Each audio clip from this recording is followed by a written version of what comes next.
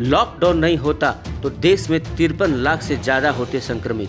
देश में कोरोना संक्रमण बहुत तेजी से फैल रहा है। यहाँ अब तक 1 लाख से अधिक लोग संक्रमित पाए गए हैं। हालांकि लॉकडाउन के कारण देश में कोरोना की रफ्तार धीमी हुई है। एक रिपोर्ट के मुताबिक अगर लॉकडाउन नहीं होता तो देश में अब तक करीब 53 लाख से अधिक केस आ चुके होते। लॉकडाउन से पहले संक्रमण के मामले हर 4 दिनों में दोगुने हो रहे थे। 21 मार्च को देश में संक्रमितों की संख्या 334 थी। 4 दिनों के बाद यानी 25 मार्च को यह संख्या बढ़कर 657 हो गई। अगर इसी रफ्तार से देश में संक्रमण के मामले आते तो 17 मई तक 53 लाख से अधिक केस होते। आपको बता दें, देश में 30 जनवरी को संक्रमण का पहला मामला सामने आया था। 30 जनवरी से लेकर 24 मार्च तक कोरोना के महज 571 केस आए थे। इसके बाद देश में लॉकडाउन हो गया। 25 मार्च से लेकर 13 अप्रैल तक 9,883 केस और 14 अप्रैल से 3 मई तक 32,324 केस आए। यानी 30 जनवरी से 3 मई तक 94 दिन में 42,778 केस आए।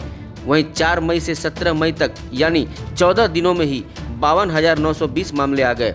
आंकड़े बताते हैं कि लॉकडाउन में जैसे जैसे ढील मिली वैसे वैसे कोरोना के मामले बढ़ते गए। 25 मार्च से 13 अप्रैल यानी 20 दिनों के लॉकडाउन में संक्रमण के 9,883 नए मामले आए। लॉकडाउन 2 में केंद्र सरकार ने लोगों को कई छूट दी तो 18 दिनों में 32,324 मामले आए। वहीं लॉकडाउन 3 में 52,920 केस आ गए।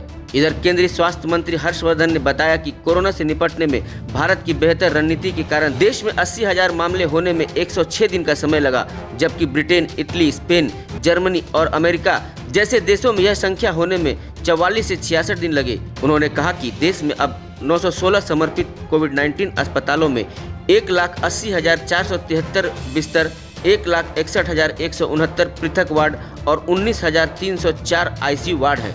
वहीं कोरोना टेस्ट के लिए अपनी रणनीति बदलते हुए आईसीएमआर ने सोमवार को कहा कि प्रवासी और लौटने वाले लोगों में अगर इन्फ्लुएंजा जैसी बीमारी के लक्षण दिखाई देते हैं तो इसके 7 दिन के भीतर उनकी जांच की जाएगी।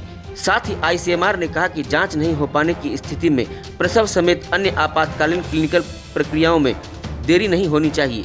इसके अलावा किसी संक्रमित के सीधे संपर्क में और अत्यंत जोखिम में रहने वाले लोगों की 5वें और 10वें दिन जांच की जाएगी। इंडिया न्यूज वायरल की रिपोर्ट।